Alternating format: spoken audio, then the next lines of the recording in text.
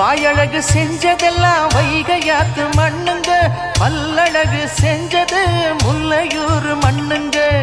நெத்தி செய்யும் மண்ணுக்கு சுத்தி சுத்தி வந்தேங்க, நிலாவில் மண் எடுத்து நெத்தி செஞ்சேன் பாருங்க.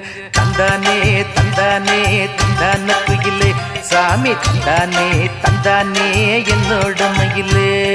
தஞ்சாவூர் மண்ணு எடுத்து தாமிரபரணி தண்ணிய விட்டு சேர்த்து சேர்த்து செஞ்சது இந்த பொம்மை. இது பொம்மை இல்ல பொம்மை இல்ல உண்மை.